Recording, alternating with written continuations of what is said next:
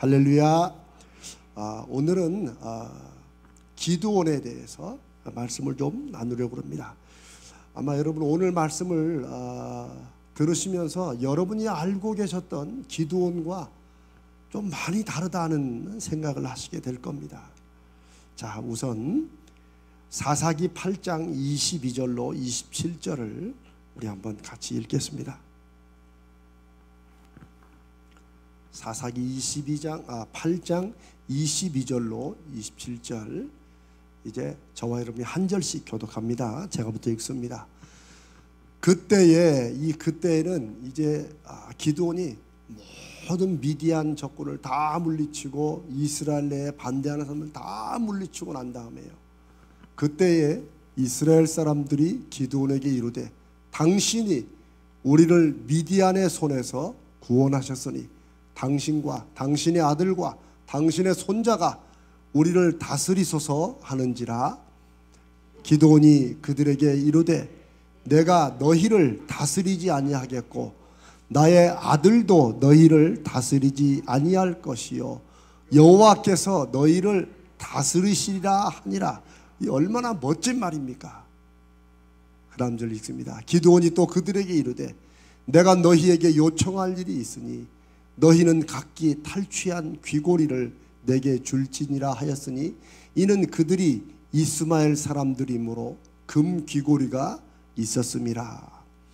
무리가 대답하되, 우리가 즐거이 드리리이다 하고 겉옷을 펴고 각기 탈취한 귀고리를 그 가운데에 던지니, 기드온이 요청한 금 귀고리의 무게가 금 1700세겔이요 그 외에 또 초승달 장식들과 폐물과 미디안 왕들이 입었던 자색 의복과 또 그 외에 그들의 낙타목에 둘렀던 사슬이 있었더라. 기드온이 그 금으로 에봇 하나를 만들어 자기의 성읍 오브라에 두었더니 온 이스라엘이 그것을 음란하게 위함으로 그것이 기드온과 그의 집에 올무가 되니라. 아멘. 이 마지막 27절은 기드온을 이렇게 알고 또 좋아하는 분들이 잘 염두에 두지 않아요. 이런 구절이 있는가도 모르는 분들도 있어요. 자, 기드온 하면 우리는 300용사가 많이 생각나죠. 그래서 교회들마다 뭐 미국도 마찬가지, 교회들마다 막 좀 강력한 어떤 믿음의 그룹 그러면 기드온과 300용사 이런 얘기를 해요. 기드온과 300 기도용사, 그래서 막 교회들이 막 정하기도 하고. 저도 예전에 그랬었어요. 그러니까 이 정도로 이 신앙 인물이에요. 굉장히 성경적인 인물이에요. 또 그 다음에 전 세계적으로 유명한 미국서 만들어진 성경을 보급하는 국제 기드온 협회가 있어요.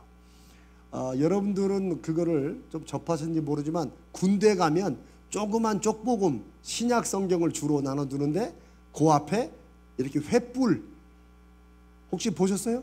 횃불 그림이 금박으로 찍힌 그 성경을 막 그냥 1년에 막 수만 권씩, 전 세계적으로 막 수십만 권씩 이렇게 나. 그게 국제 기드온 협회예요. 성경을 보급하는 단체예요. 그 기드온 이름이 요 기드온이에요. 그리고 성경에 찍어놓은 횃불이 바로 미디안을 물리칠 때 항아리와 횃불을 들고 막 깨고 막 이랬던 그 위대한 어떤 전쟁 승리의 상징인 횃불이 바로 그 횃불이에요. 그런데 우리는 기드온이 이렇게 기막힌 성공을 한 것까지만 기억하지, 그 다음에 우리가 읽었던 8장 27절의 기드온의 마지막 말년에, 말년도 아니에요, 성공을 거둔 다음에 바로 그 다음에 일어났던 일에 대해서는 별로 관심을 안 두는데, 기드온은 모든 업적을 이룬 다음에 마지막에 백성들에게 금을 요구합니다. 뭐 자기가 잘 먹고 잘 살자는 건 아니겠죠. 당시에는 이제 다른 민족과 싸워서 이기면 노량물이 있죠. 전쟁에서 이긴. 그러니까 그 많은 것 중에 금기구를 달라고 하면 백성들이 즐거운 마음으로 내요. 근데 그게 한 이게 뭐 1700세겔 뭐 이렇게 나오는데 합치면 금 한 20에서 40kg라고 그래요. 보통 금은 킬로로 안 세죠. 돈으로 3.75g 이렇게 했는데 금 20kg에서 40kg, 그러니까 굉장히 많은 금이 거친 거예요. 근데 그걸 가지고 뭐 했어요? 에봇이 제사장이 입는 옷이에요. 제가 뒤에 설명하겠어요. 제사장들이 제사할 때 입는 그 에봇을 기드온이 그 금으로, 완전히 금으로, 금실로 짜가지고 만들었어요. 얼마나 화려하고 멋있겠어요. 그래서 그것을 자기가 살고 있는 자기 고향 성읍 오브라라는 지역에 그것을 딱 전시를 해놔요.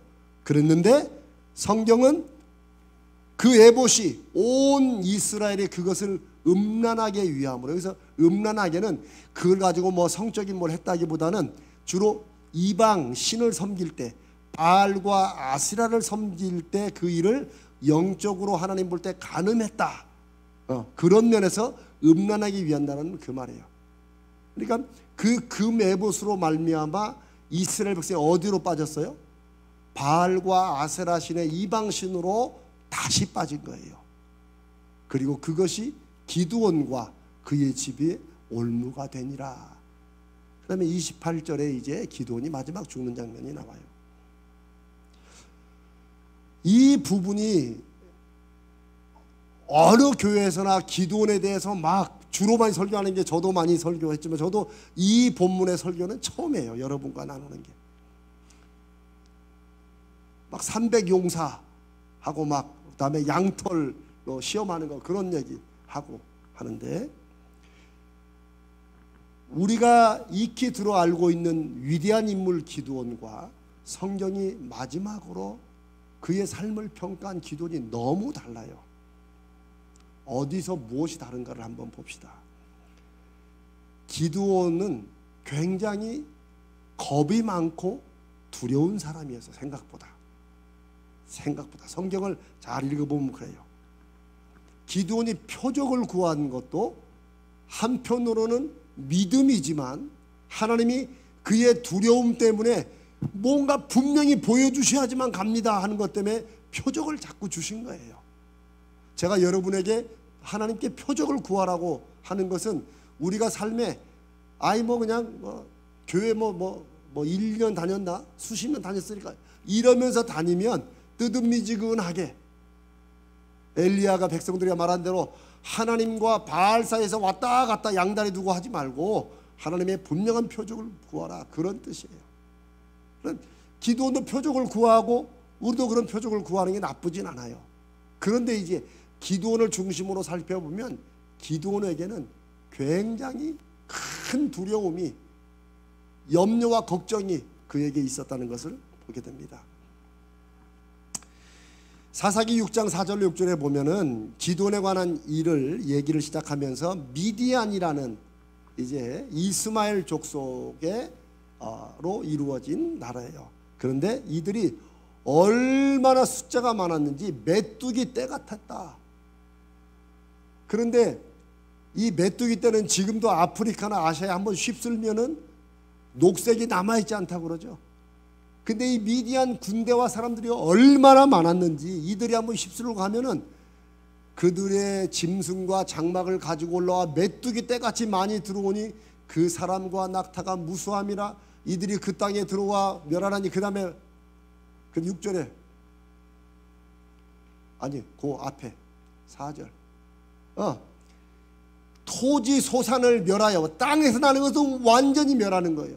이스라엘 가운데 먹을 것을 남겨두지 않고 양이나 소나 나귀도 남기지 않고, 그걸 꼭 뭘로 표현하고, 메뚜기 떼가 휩쓸어. 이렇게 7년을 당하니 이스라엘이 너무너무 다른 것보다 먹고 살 수가 없는 거야. 그때 오브라라는 지역에 살던 기드온도 워낙 미디안 사람들이 잔인하고 이것보다도 워낙 숫자가 많고 그냥 샅샅이 돌아가니까 11절에 보면 하나님이 기드온을 만나러 갈 때, 기드온은 뭐가 있어? 우리가 잘 아는 유명한 구절이죠. 포도주를 만드는 틀에서 곡식을 빻아요. 왜? 곡식인 줄 알면 또 털어가니까 그냥 포도주 하는 것처럼 곡식을 빠니까 얼마나 조심조심하면서 누가 오지 않을까 막 이러면서 했을 거예요. 하나님께서 네가 미디안을 물리쳐라라고 이렇게 하세요. 그러자 기드온은 6장 15절 17절에 보면 자기 자신은 할 수 없다고 그래요. 내가 무엇으로 이스라엘을 구원하리까? 아니 내가 뭐 가진 게 있고 내가 뭐 할 수 있는 게 있어야지. 나의 집은 므낫세 중에, 므낫세 지파는 12아들, 야곱의 12아들에서 요셉의 아들이에요. 그러니까 사실 손자지, 손자. 야곱의 손자죠. 그렇죠? 뭐 이거 안 해오셔도 돼요. 그런데 지난번에 요셉 얘기할 때 므낫세와 에브라임이 있어요. 근데 에브라임은 굉장히 강성한 지파가 돼요. 근데 므낫세는 그 중에서도 좀 약해, 아주 약해요. 네. 총 12지파 중에 므낫세는 좀 처졌어요. 그러니까 나의 집은 므낫세 중에서도 극히 약하고 므낫세의 지파에 수없이 많은 가족들이 있었을 거 아니에요. 그나마도 또 그렇게 약한 집안 가운데 자기는 뭐예요? 아버지의 밑에 자식들을 보면은 제일 작아.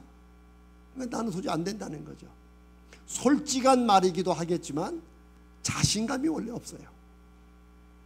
그 다음에 17절에 보니까 기드온이 하나님이 그래도 내가 너에게 힘을 주겠다 가라고 그러니까 이렇게 정말 나에게 가라고 하신 분이 그러면 하나님이라는 정말 나에게 그런 힘을 주시는 분이라는 그런 표징, 사인, 표적을 보여달라고 그래요. 그러니까 저는 이걸 굉장히 좋은 어떤 믿음의 도전으로 지금 생각합니다. 그러나 기드온 자신으로서는 이 한 번이 아니라 계속 표적을 구해가요. 우리가 표적을 구하는 믿음도 내 안에 계속 우리 안에 있는 그 두려움 때문에 자꾸 염려, 불안 때문에, 불신앙 때문에 표적을 구하면 안 돼요. 우리가 더 큰 일을 나서기 위해서 표적을 구하는 것과 조금 다를 수 있죠. 지금 우린 기드온을 그의 모습을 한번 성경 속에서 다시 한번 보는 거예요.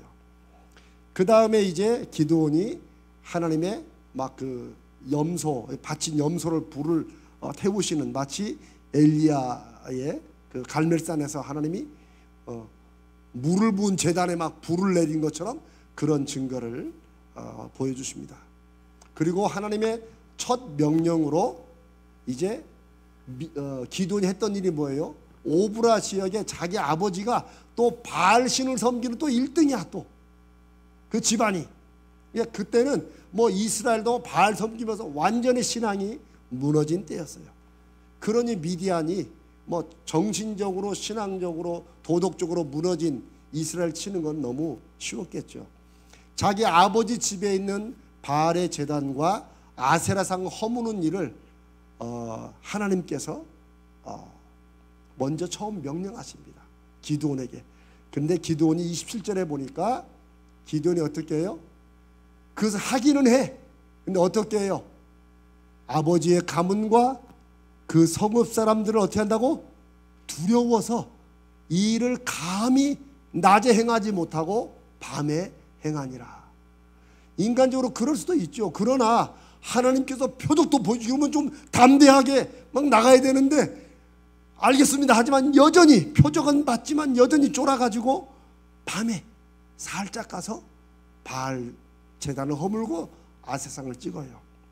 그리고 난 다음에 이제 생긴 별명이 여룻바알이에요. 사람들이 다 알아. 결국 기도를 했다는 거 알았어요. 그래서 그때 막 사람들이 뭐 기도원을 막 우리가 작살내자 그러니까 또 그나마 신앙 양심이 있던 사람들이 아니 네가 하나님 백성이면서도 바알 섬기는 것도 창피한데 바알을 위해서 네가 대신 뭐 기도원과 싸울래? 그래서 바알이 살아있는 신이면 바알이 직접 기도원과 싸울 거다. 그래서 여룻바알, 바알과 다투다. 바알이 스스로 다툴 것이다. 바알과 한판 붙은 사람 뭐 이런 뜻입니다. 그래서 기드온이 여룻바알이라는 별명을 얻어요. 당시로서는 굉장히 사람들에게 막 눈이 딱 뜨이는 오 기드온이 저런 믿음이 있었나? 저런 뭐 배포가 있었나? 근데 사실 배포는 아니었죠. 여러분 그거 아세요? 이거 막 큰 홍수가 물살에 막 애가 막 떠내려가는데 사람들이 막 발만 구르지 아무도 애를 구하러 물에 안 뛰어들어. 근데 갑자기 한 사람이 팍 뛰어들어가지고 애를 막 구해고 딱 와. 사람들이 박수치고 막 신문기자들이 막 사진 찍고 이러면서 대체 어떻게 목숨을 걸고 그렇게 애를 구했냐 그러니까 어떤 놈이 나 밀었어. 그런 거 있죠. 들어간 게 아니야. 떠밀린 거야. 어쩌면 이게 기도원과 비슷해요.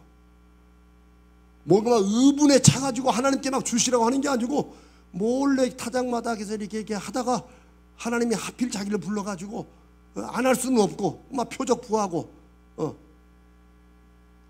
계속 이런 게 반복돼요. 한번 봅시다. 그 다음에 이제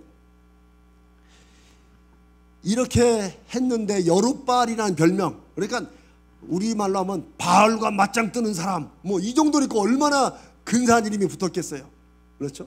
우리로 말하면 요즘 말하면 뭐 하나님의 위대한 사람 막 이런 별명, 믿음이 막 좋게 나타나는데 막상 미디안과 싸우라니까 어떻게? 또 우리가 잘 아는 양털 시험이 나오죠. 또 정말 이 일을 하나님이 나에게 맡기셨고 내가 미디안과 싸워서 하나님을 이기게 해주신 그런 분이라면 죄송하지만 저한테 표적을 좀 보여달라. 그래서 양털 시험을 해요. 그게 이제 6장 36절로 40절이에요. 그래서 이거는 뭐 그냥 들으세요. 외울 거 없어. 처음에는 제가 양털 뭉치를 이렇게 밖에다 내줄 테니까 그때 이제 이스라엘은 비 대신에 새벽에 내리는 이슬로 이제 물을 강수량 대신에 그걸로 다 했어요. 그러니까 이슬량에 많이 오죠. 근데 양털을 내놓고 처음에는 양털에만 이슬이 내리고 주변은 다 마르게 해달라. 하나님 그렇게 했어요. 양털을 짜니까 막 물이 뭐 2바가지 1바가지 나왔다 뭐 이런 얘기가 있죠. 이제 그러면 된 거 아니야. 근데 또 의심한 아니야. 아무래도 그러니까 또 한 번만 더 이번에는 양털은 마른 채로 있고 주변에만 이슬이 내리게 해달라고. 야, 저는 뭐 구약의 하나님은 뭐 무섭고 잔인한 하나님인데 하나님을 모르는 거야. 하나님이 나 같았으면 야 그냥 또 너밖에 없냐?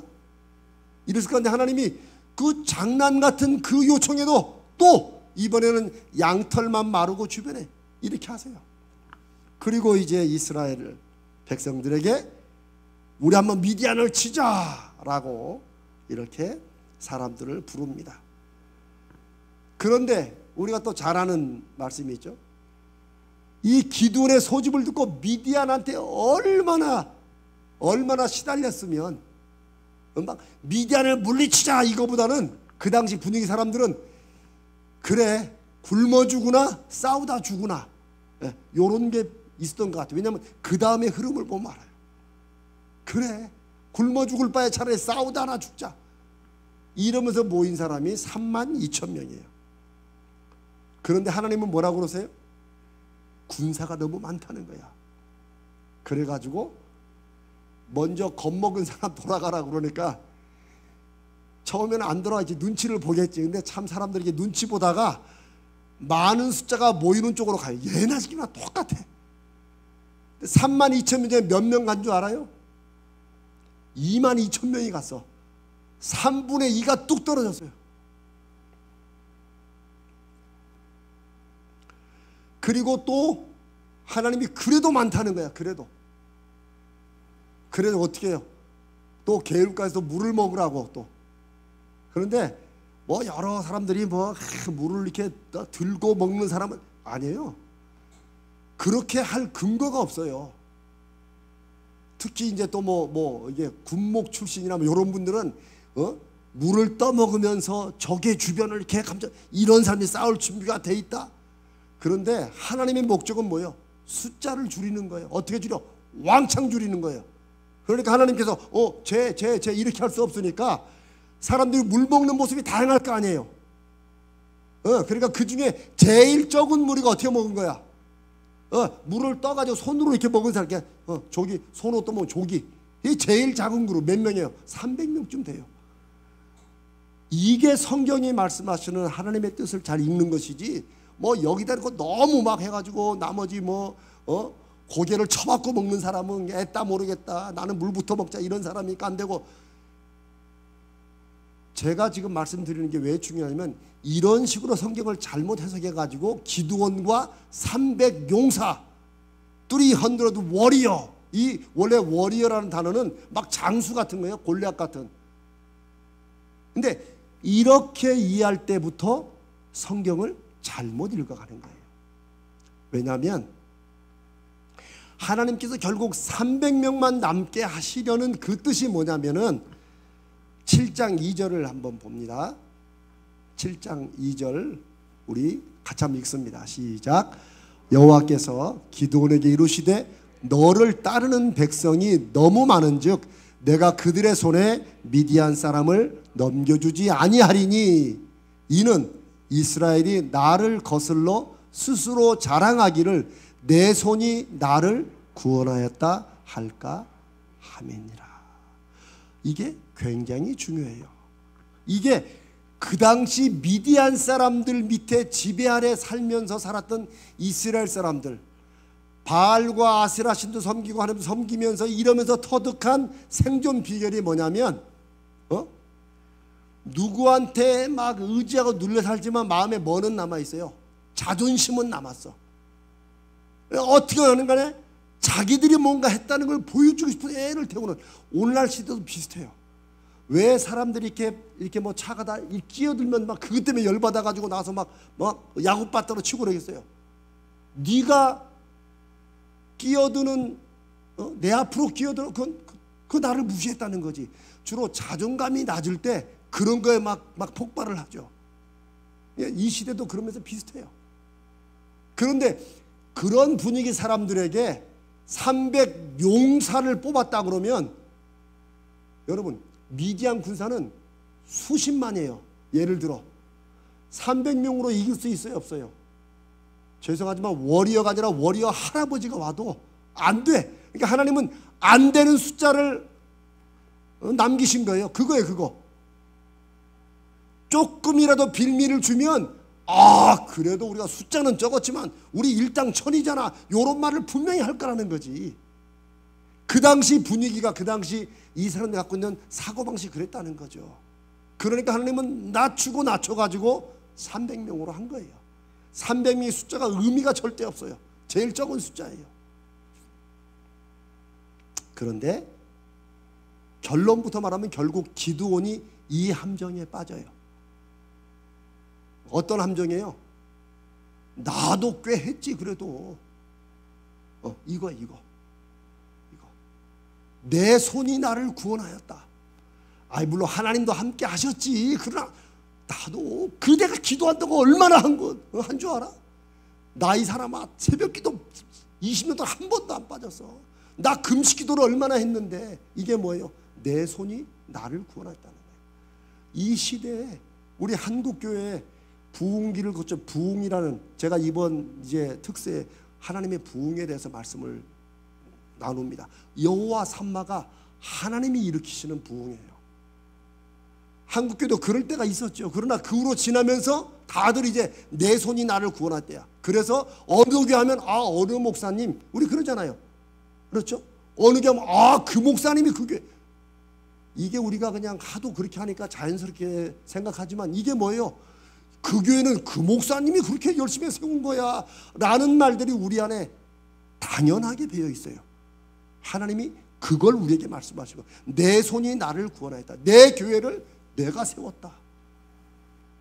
이거를 내가 한 거지. 물론 하나님도 도와주셨지. 나 하나님 믿지. 그러나 결국은 뭐예요? 내 손이 나를 구원했다. 이게 기드온 시대에 이스라엘이 빠졌던 함정이고 기드온이 결국 그 함정에 빠져요. 그 다음에 봅시다. 300명으로 미디안을 치러 가는데 하나님 보시기에 기드온이 자신이 있었을까요? 없었을까요? 없었어요. 내 손이 나를 구원하면 그래도 뭔가 해도 한 3,000명은 돼야 되는데 아무리 봐도 한숨만 나오는 거야. 한숨만 나와. 저는 우리가 여기 지금 금요일날 여기 한 25, 30명 모였습니다. 지금 또 온라인으로 들어올 분이 있을 거예요. 저는 그것도 하나님이 나를 훈련시키셨구나 그런 생각을 해요. 저는 제가 예전에 그런 말씀 드렸나요? 저는 제 아내만 여기다 두고 수요예배를 한 달을 인도했었어요. 미국에서. 수요예배 아무리 광고해도 장로님도 안 나와. 미국에서 혼자 와이프 혼자 두고 설교를 한 달을 4주를 하다가 내가 도저히 안 되겠어. 내가 여보 그만합시다. 그때 하고 수요예배를 없앴을 정도예요. 이 얘기를 뭘 드냐면 교인들이 그만큼 말을 한다 그 말이 아니고 저는 워낙이 처음부터 사람이 없이도 해가지고 이 뭐 몇 명이 모였냐는 저는 중요하잖아요. 근데 제가 염려하는 건 서로 모인 사람들끼리 서로 한숨을 쉬어보고 왜 이렇게 조금 나와서 이러면 안 된다는 거예요. 기도리 300명 모면서 그래도 하나님이 남기신 이게 아니고 한숨 푹푹 쉬어. 300명. 쟤는 돼지치던 놈 아니야. 뭐 이러면서 그러니까 서로 한숨을 쉬는 그러면 안 되는 거예요. 300명이 맞냐 저거냐 하나님이 뽑으셨으면 그 사이에 함께 계신 누구를 봐야 돼요? 하나님을 봐야 돼요. 우리와 함께 하시는 하나님을 봐야지. 아멘. 그래서 저는 온라인으로 수없이 많은 사람들이 이 말씀을 듣고 기도할 준비가 되어 있다고 믿습니다. 내가 상상하는 거야. 그러니까 그나마 또 하나님이 또 그거 잊어버릴까 봐 또 코로나 3년 동안에 또 얼마나 또 우리가 뭐 찬양도 막 하도 크게 그러니까 그 어떤 분이 목사님 그 주일날 몇 명이나 모이는데 이렇게 소리를 크게 지르고 하냐고서 우리 없어서 교육자고만 예배드린다고. 저는 이런 과정들을 통해서 제가 하나님 말씀이 이게 딱딱딱 이게 자꾸 연결이 잘 돼요. 이렇게 제가 이 말씀을 왜 드리냐면 미디안과 싸우기 직전에 하나님이 또 표적을 주세요. 그런데 여러분 표적이라는 게 어떤 면에서 기드온이 이제 준비가 딱 되고 그래 300명 하나님의 뜻이 있겠지 이러고 했으면 하나님께서 표적을 주셨겠어요? 뭔가 오긴 왔는데 이것이 대단. 지난번에 한번 누가 나를 밀어가지고 그냥 강가에서 애 한번 구했더니 계속 그냥 나를 떠밀려고 그러네. 이런 마음이었던 게 분명해요. 왜 그러느냐 8장에 보면은 7장 뒷부분에 보면은 적군지에 딱 진지 앞에 딱 와서 하나님께서 미리 표적을 이제 요청도 안에 표적을 준비하셔. 적군 둘이 얘기를 하는 게 들려. 척후병들이겠죠. 멀리서 진은 있고 여기서 하네. 둘이 나 어젯밤 꿈꿨는데 갑자기 무슨 뭐 떡 이렇게 막 크게 와가지고 우리 진지를 그냥 다 박살내더라고. 이상한 꿈이에요. 그러니까 옆에 있는 야 그거 그 이스라엘의 기드온이라는 사람이 와가지고 우리를 좀 다 친다는 그런 꿈이야. 쥐들 입으로 술술 싸우기도 전에 다 이미 그러니 기드온이 어쩌겠어요. 저기 있네. 14절 읽습니다. 시작. 그의 친구가 대답하여 이르되 이는 다른 것이 아니라 이스라엘 사람 요아스의 아들 기드온의 칼이라. 하나님이 미디안과 그 모든 진영을 그의 손에 넘겨주셨느니라 하더라. 쥐들이 다 술술을 다 얘기해. 하나님께서는 적군의 꿈을 통해서 입을 통해서라도 하나님이 이기게 하신다는 표적을 주세요. 그 다음에 이제 기도냐 한 거는 항아리 깨고 횃불 들고 소리 지르고 이제 그거야. 그 다음에 전쟁 내용 보면 기드온이 나중에 싸운 거는 도망가는 거 추격했지 지들끼리 다 싸우고 죽였어요. 하나님이 왜 이렇게 무슨 뭐 목숨이 왔다 갔다 하는 전쟁을 무슨 이렇게 장난처럼 이렇게 하시냐. 장난이 아니에요. 하나님은 약속하신 것을 지키는 거예요. 너는 그냥 하나님의 이름으로 칼만 들고 누구 뒤를 따라가면 돼. 하나님이 뒤를 따라오라는 거야. 근데 너무 막 지가 뭐 해야 될 것처럼. 자, 하여튼 이렇게 해서 다 물리쳐가지고 8장에 보면 그냥 완전히 다 물리쳐가지고 이스라엘의 전무후무한 이 앞서 여리고성을 칠 때 뱅뱅뱅 돌아가지고 여리고성을 무너뜨렸잖아요. 그 이후로 전무후무한 공적을 세워요. 그런데 우리가 아까 읽었던 8장 27절에 기드온이 백성들에게 왕이 되달라는 요청을 받아요. 그렇죠? 그런데 멋지잖아요. 나와 내 아들들이 안 다스리고 누가 다스린다고? 오직 여호와 하나님께 다스릴 것이다. 너무 멋있어요. 그리고 쫙 끝나면 되는데 그 다음에 금 귀고리를 요청을 해. 그리고 에봇을 만들어요. 대체 왜 그랬을까? 왜?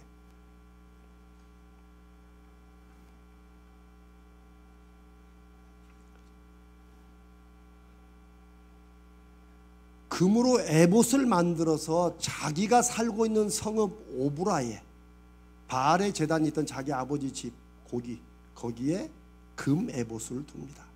그런데 그냥 단적으로 말하면 이런 행동이 의미하는 바는 기드온과 이미 이스라엘 백성들의 신앙이 이미 무너져 있음을 뜻하는 거예요. 이제 이걸 살려야 되는데 그 하나님이 300명으로 미디안을 물리치는 그 승리를 보고 하나님을 봐야 되는데 결국 누구를 본 거예요? 사람들은 누구를 봤어요? 기드온을 봤어요. 그러니까 왕이 돼달라고 한 거지. 근데 기드온이 대답은 멋졌어요. 나와 내 아들들은 절대 안 되지. 여호와께서 다스린다. 그런데 요게 입 발린 소리라는 거지. 그 다음에 금을 구해가지고 에봇을 만드는데 이걸 말하는 거예요. 에봇은 제사장들이 제사할 때만 입는, 평상시 에봇 입고 돌아다니지 못해요. 이거는 걸어놓고 희생제물 드릴 때나 한 번 입는 옷이에요. 그리고 에봇은 누가 만들어요? 저 출애굽기나 레위기 보면 이 제사장 옷은 누가 만들어요? 아무나 만들지 못해요. 하나님이 정하신 사람들이 있어요. 그리고 주로 제사장 지파에서 자기들이 정성으로 만들어요. 그런데 기드온이 물론 자기가 손 만든 거 아니지 시켜서 만들어요. 어디다 둬? 성막에 둔 게 아니에요. 자기가 살고 있는 자기 성읍에 그걸 둬요. 금으로. 그러니까 사람들이 그걸 보러 갈 거 아니에요.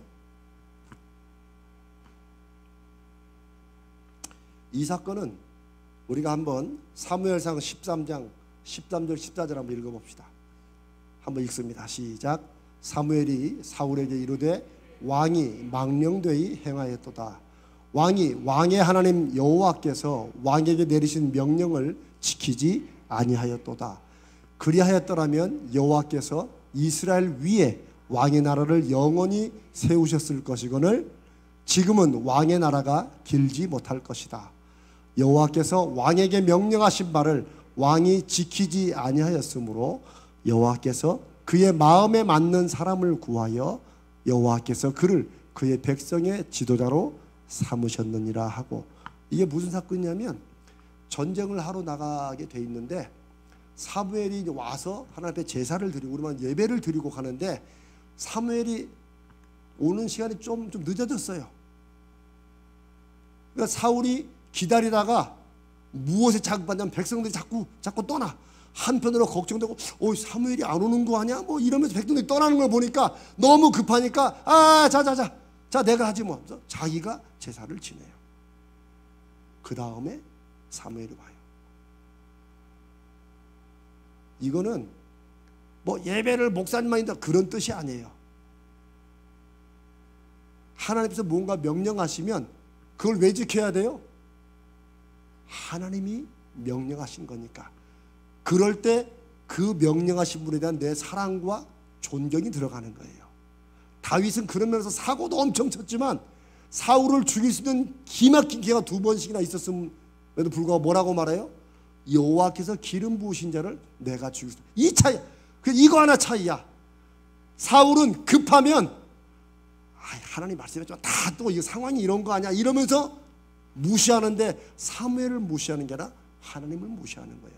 그래서 사무엘이 왕이 망령되이 행했다. 마치 하나님이 없는, 하나님을 멸시하는 행동을 했다는 거예요. 기드온이 금으로 에봇을 만든 것도 하나님을 멸시하는 행동을 한 거예요.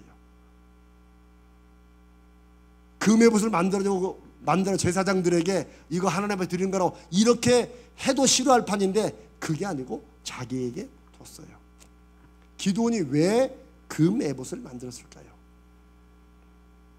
학자들의 글을 내가 좀 읽어보고 제가 동감한 게 기드온은 왕관을 쓰지 않은 왕이었다. 누가 참 표현을 기막히게 했어요. 기드온은 왕관을 쓰지 않은 왕이었다. 이 말 무슨 말이에요? 나와 내 자녀들이 안 다스리고 여호와께서 다스릴 것이다. 말을 기막히게 했는데 뭐예요? 실은 누가 왕이었던 거예요? 자기가 왕이었어요. 입으로는 자기가 왕이 아니었지만 왕관만 안 썼지 왕이었다는 거예요. 호칭만 왕으로 안 불렸지 왕처럼 행동했어요. 그게 8장에 나오는 전쟁 후에 이스라엘의 다른 지파들, 자기를 안 따르던 지파들을 아주 잔혹하게 진멸하는 장면이 바로 그 다음 장면에 나와요. 이건 왕처럼 행하는 자기 명령을 무시한 것에 대한 징벌이에요. 그 다음에 하나님은 신명기 17장에 보면 이스라엘 왕에 대한, 나중에 혹시나 너희들이 왕을 세우고 싶군 하면서 신명기 17장 14절로 20절에 제가 읽지는 않겠습니다만은 거기에 보면 이스라엘의 왕을 세우고 싶거든 이런 사람을 왕을 세운다고 미리 모세를 통하여 말씀하신 게 있어요. 그 중에 몇 분만 보면 그는 병마를 많이 두지 말 것이요, 말을 많이 두지 말라는 거예요. 왜요? 말이 많을수록 요 말이 아니고 타는 말이, 이게 많을수록 뭐예요? 하나님을 믿기보다 뭘 믿어요? 자기 숫자를 믿기 때문에 그래요. 다윗도 왕이 된 다음에 그거 자기 백성 숫자 세보다가 큰 하나님 앞에 한번 징계를 받죠. 병마를 많이 두지 말고 그 다음에 또 하나는 아내를 많이 두지 말아야 된다. 그 마음에 미혹되기 때문에, 딴 데 빠지기 때문에. 그 다음에 뭐예요? 은금을 많이 쌓지 마라. 요게 다 걸렸어. 기드온은 아내가 얼마나 많았는지 사사기 8장 3절에 보면 기드온이 아내가 많음으로 그의 몸에서 낳은 아들이 70명이었어요. 그러면 7명씩만 낳아도 와이프가 10명이야. 3명씩 낳으면 하여튼 뭐 계산 자꾸 할 필요 없죠. 그만큼 많은 거야. 그러니까 기드온이 왜 금에봇을 만들었느냐? 자기의 권위를, 내가 다스리지 않고 하나님이 다스리겠다 말을 해서 막 백성들이 막 열광했지만 금에봇을 만들어 가지고 백성들이 누구를 주목하게 만들어요? 자기를 주목하게 만들어요. 왜? 자기 성 오브라에 둘면 하등대 관광이라도 올 거 아니에요. 근데 누구를 보러 와요? 하나님을 만나러 오는 게 아니야. 금에봇을 만나러 오면서 금에봇의 주인이 누구를 보는 거예요? 기드온을 보는 거예요. 기드온은 자기 집안과 자기에게 영광을 가져오려고 했고, 왕이 아니었지만 백성들의 관심을 계속해서 집중적으로 두게 했고, 제사장의 옷을 금으로 만들어 자기 성읍에 둠으로써 제사장들이 저쪽에서 제사는 드리지만 사람들은 그 제사보다는 누가 더 하나님과 가까워? 기드온이 가깝다고 생각하죠.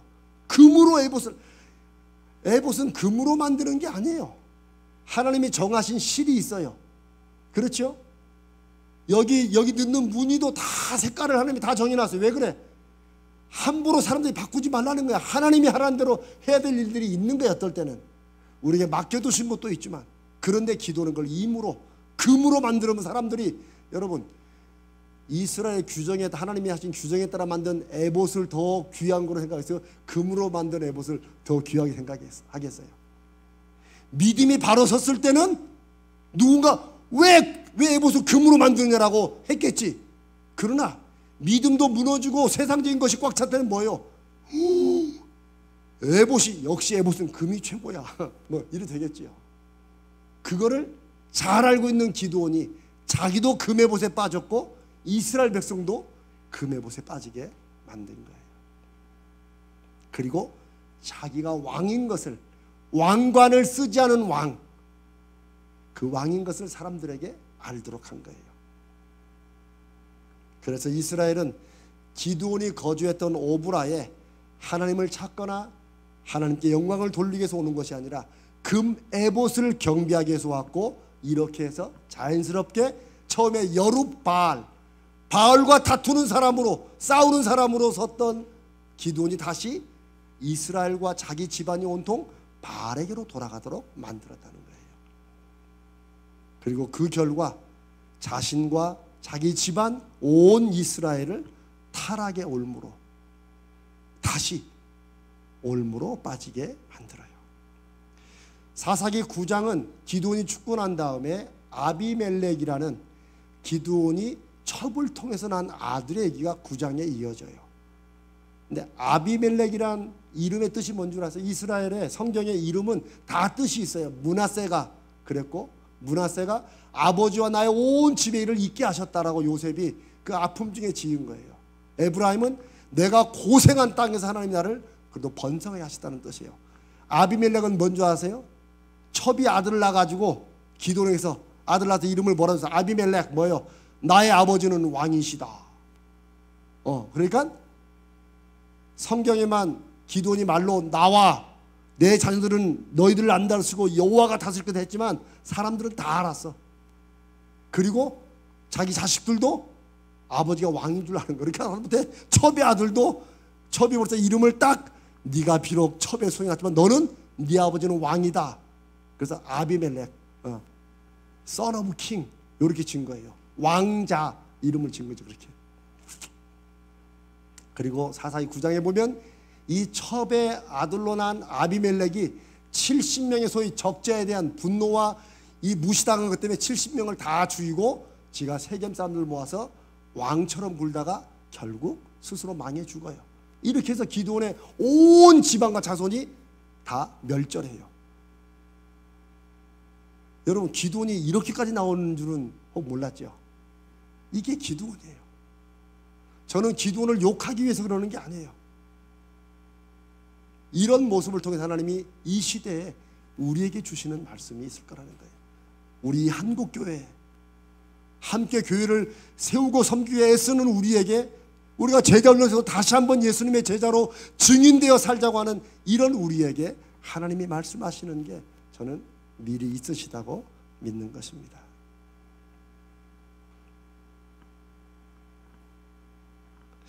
백성들이 하는 말로는 하나님을 따랐지만 행동으로는 정반대로 갔던 것이 기드온이었습니다. 제가 아까 말한 대로 하나님께서 기드온의 소집으로 모인 32,000명을 결국 300명까지 낮추신 이유가 뭐예요? 하나님이 아무리 역사하셔서 미디안을 쫓아내고 역사의 기적을 이루어도 사람들이 조그마한 틈만 있으면 내 손이 나를 구원했다.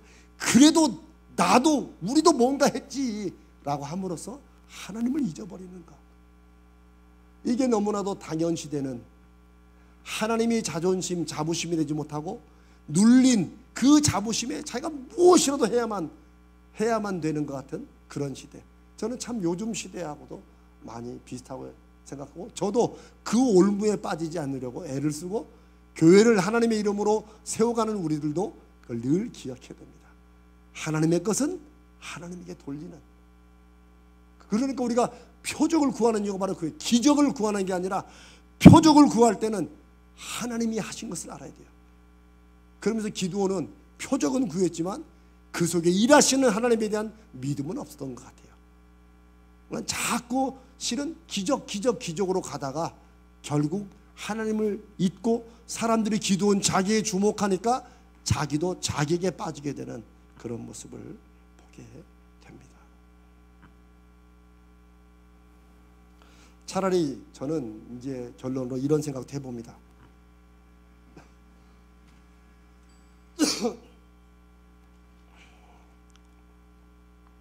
차라리 이스라엘 백성들이 기드온이 왕이 되달라고 할 때 차라리 기드온이 차라리 왕이 되었으면, 그래서 왕이라고 불리기 때문에 왕이라는 게 어떤 사람이 되어야 되는가를 신명기 17장을 이들이 뭐 찾거했으면 몰랐을 리 없으니까 차라리 그 말씀을 붙들고 이런 왕이 되겠다라고 결심했고 거기에 율법을 지키면서 하나님을 존중하고 이렇게 하는 왕이 됐더라면 기드온이 이렇게 빠지진 않았을 것이다.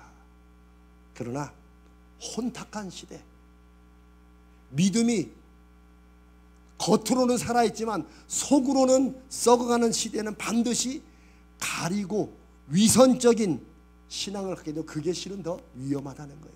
그게 바로 기드온이 내가 아니라 하나님이 다스릴 것이다라고 신앙 고백은 멋지게 했지만 실은 자기가 가장 세속적인 왕이 되어서 마치 하나님께 갈 관심이 자기에게로 더 오기를 바라서 금 에봇을 만들어 놓고 자기와 자기 집안과 온 이스라엘을 올무에 빠지게 만드는 이런 일을 했다. 저는 이건 뭐 결론은 뭐 내릴 수 있는 건 아니지만 차라리 하나님이 우리를 기뻐하시고 우리를 쓰시는 것은 연약한 것은 연약하다고 고백하는 것이 차라리 낫지. 차라리 나에게 욕심이 있으면 하나님 나 그런 욕심이 있습니다 라고 하는 게 낫지. 마치 아닌 것처럼 없는 것처럼. 우리 한국교회도 아주 크고 유명한 목사님들 가운데 그런 일들이 많잖아요. 그래서 오죽하면 여러분도 그런 얘기 들었잖아요. 저 목사님이 그런 거 보니까 정말 하나님이 살아있는 거냐라는 얘기를 수없이 들어오는 이 한국 이 교계의 현실이 바로 기도원을 통해서 그들을 뭐라고 하는 것이 아니라 지금 저는 이번 이제 주일과 월요일부터 하나님께서 저에게 말씀을 주셨다고 확신하고, 하지만 저는 하나님께서 우리 교회를 하나님의 부흥으로 이끄실 거라고 저는 믿고 확신합니다. 정말입니다. 믿고 확신합니다. 저는 여기에 모든 걸 쏟아 부을 것이고 하나님이 나타나시기를 기도할 것입니다. 그런데 어쩌면 하나님께서 그것을 미리 우리에게 기도원처럼 되지 말아야 된다 라는 것을 미리 말씀하시는 것인지도 모른다는 그런 생각이 듭니다. 저는 사랑하는 여러분 모두가 믿음으로, 너희 믿음대로 되는 주의 말씀으로 그 믿음의 열매를 사람들이 부러워할 만큼 그렇게 맺으시기를 기도하고 바라고 또 함께 돕고 그렇게 나갈 것입니다. 그때가 됐을 때 우리가 이 기도원의 오늘, 우리가 상식적으로 알았던 기도원과는 정반대의 다른 기도원을 오늘 이 말씀을 나눈 것이 지금 당장은 우리에게 딱히 해당되지 않을지 모르지만 언젠가 우리가 하나님의 능력과 역사하심으로 우리가 잘 되었을 때 우리는 기도원의 이 일을 기억해야 된다. 하나님이 그때를 주시기 위해서 오늘 우리에게 이 말씀을 하시는 게 아닌가, 저는 좀 그런 설레는 좀 흥분된 마음으로 이 말씀을 나누고 있습니다. 누구를 탓하는 게 아니라 차라리 연약할 때는 연약하다고 고백하고, 차라리 욕심이 있을 때는 나도 그런 욕심이 있다고 고백하는 것이, 드러내는 것이 햇볕 앞에서 나의 눅눅함을 말리는 것이지, 이걸 숨길수록 안에서 곰팡이가 피어나는 것처럼 하나님 앞에 우리를 늘 드러내고, 그리고 나를 쓰시는 하나님 앞에 하나님의 손길이지 내가 하는 것이 아니라는 것을 정확히 볼 수 있는 그런 믿음의 사람들, 하나님이 앞으로 우리 교회를 부흥시키시고 여러분들 통해서 하나님이 일을 하실 때 우리가 오늘 이 말씀이 우리의 방향과 신앙을 인도해 주는 그런 등불 같은 말씀 되시기를 주님의 이름으로 축복합니다.